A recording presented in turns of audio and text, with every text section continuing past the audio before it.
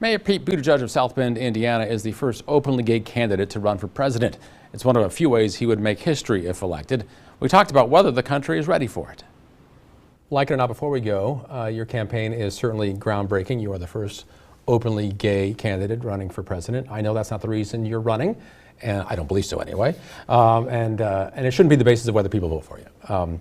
But do you feel the American society is at a point where it's ready to elect a gay president? I think there's only one way to find out. What I do know is that I came out when it was the time in my life when I needed to build out a personal life, and inconveniently that happened in the middle of a re-election campaign. It happened in Indiana at a time when Mike Pence was governor, and we had no idea what the political consequences of it would be. It was just something I was ready to do personally. And what wound up happening was I got reelected with an 80% vote. So I think what it tells us is that people want to evaluate those who stand for public office based on their values and based on their proposals and based on their record. And my hope is that the same is true at the national level. But again, there's only one way to know for sure. Absolutely. And the most recent Gallup poll that even brought this up, I think, came in 2015.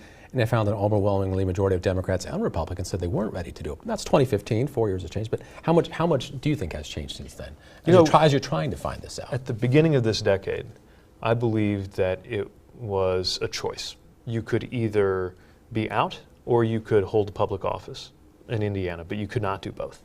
And by the way, when I joined the military, the same was true. You could either be out or you could be a military officer, but you could not be both.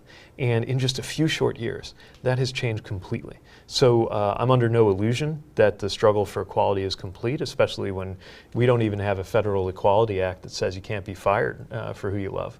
But I do believe that things are changing quickly and that the American people are more forward-looking, more big-hearted and generous, and more accepting than ever. Mayor Pete Buttigieg, thanks for the conversation. Hope we'll come back sometime in the future. We'd love to talk about other issues, foreign policy, foreign other things. We just don't have time, of course, right now. Thanks for your time. Appreciate it. Thanks.